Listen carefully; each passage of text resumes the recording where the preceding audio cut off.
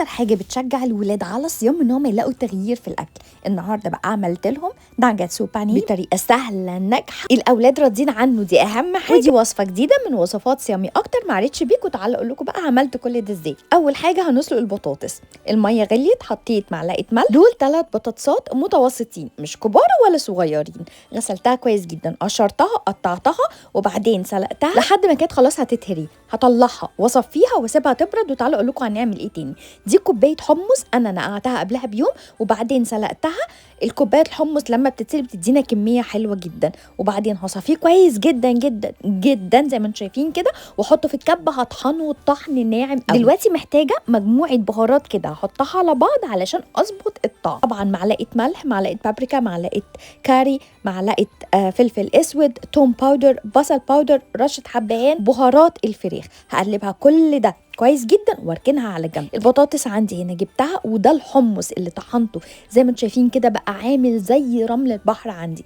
مهم جدا الخطوه. ودي بصلايه انا بشراها مصفيها من الميه. البهارات دي بقى هتشتغل معايا في خطوات كتير. هحط هنا معلقتين، وطبعا اي حاجه عايزه اربطها واظبط قوامها طبعا كلنا بنحط بقسماط مطحون من ريتش بيك. احط هنا 3 معالق مليانين على اخرهم زي ما انتم شايفين كده. وبعدين بقى عندي بالهراسه. هتقولي لي يا فيفا طب ما تريحي نفسك تحطيها في الكبه. لا ما تعملوش كده علشان البطاطس ساعتها هتسيح معاكم ومش هتربط بالشكل الصح ده وهتفك معاكم في الزيت. فمهم جدا ان احنا بالهراسه ونبدا نهرس عندنا الخليط لحد ما يبقى كله كده داخل في بعضه زي ما انتم شايفين كده. البطاطس احنا عندنا سلقينها كويس جدا فهتتهري معانا وهتتهرس معانا بسرعه. طبعا هنا بوريكم ان انا بمنتهى السهوله ومن غير نقطه زيت ومن غير نقطه اي حاجه قدرت اشكل البانيه. وكمان عندي هنا الناجتس. هعمل ايه؟ هحطهم في الفريزر لحد ما اجهز 2 خليط. اول خليط معايا كوبايه دقيق على كوبايه نشا وبرده معلقه من البهارات اللي احنا عاملينها، كوبايه ميه، وهقلب الخليط ده كويس جدا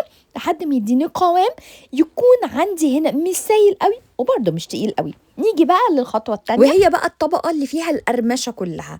هستخدم بقسماط مطحون من ريتش بيك، هحط عليهم بقى كوبايه دقيق كامله، وده بقى اللي بيظبط لي وبيعمل لي طبقه مقرمشه جدا جدا وكمان ما بتشربش زيت. واخر معلقه كبيره عندي من البهارات اللي عملناها هحطها على الخليط ده كله وهقلبها كويس قوي. هبدا اخد بقى الناجتس انزل الاول في الخليط ده بشوكه، او ممكن البس بعد كده لبست الجلافز عشان اشتغل براحتي، وبعدين انزله في الطبقه الكراست اللي بتدينا طبعا طعم حلو جدا من البقسماط وكمان البهارات اللي احنا حاطينها وبتتغلف عندي بالشكل ده. بحطها عندي هنا تاني وبعدين بخلص كل الكميه واروح بقى على زيت لازم يكون سخن غزير، اختبره لازم يدينا الشكل ده. فعشان احطه في زيت بارد ابدا ولا هادي ابدا.